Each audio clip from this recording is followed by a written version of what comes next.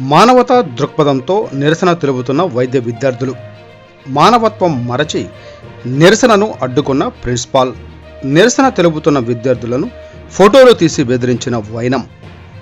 కోల్కతాలో జూనియర్ వైద్య విద్యార్థినిపై జరిగిన సంఘటన పట్ల దేశం యావత్తు సిగ్గుతో చచ్చిపోతుంది.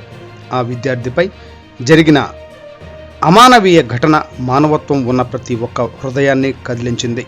కానీ ఈ సంఘటన పట్ల కనీసం సానుభూతి వ్యక్తం చేయకపోగా నిరసన తెలుపుతున్న విద్యార్థులను నిరసన తెలపవద్దు అంటూ ఫోటోలు తీసి బెదిరించి రంకెలు వేసిన ఘటన విజయవాడలో జరిగింది.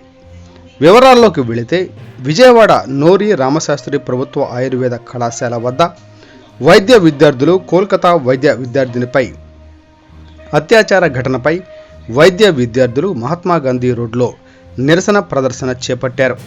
నిరసన తెలుపుతున్న వైద్య విద్యార్థులపై ప్రిన్సిపల్ సాయి సుధాకర్ ఆగ్రహం వ్యక్తం చేస్తూ వైద్య విద్యార్థులను ఫోటోలు తీసి తన అనుమతి లేకుండా నిరసనకు దిగిన విద్యార్థులపై చర్యలు తీసుకుంటామని బెదిరింపులు దిగారు. మానవత్వానికి మరచి ఈ విధంగా ప్రవర్తించిన ప్రిన్సిపల్ తీరు చూపరులను తీవ్ర ఆగ్రహం తెప్పించింది.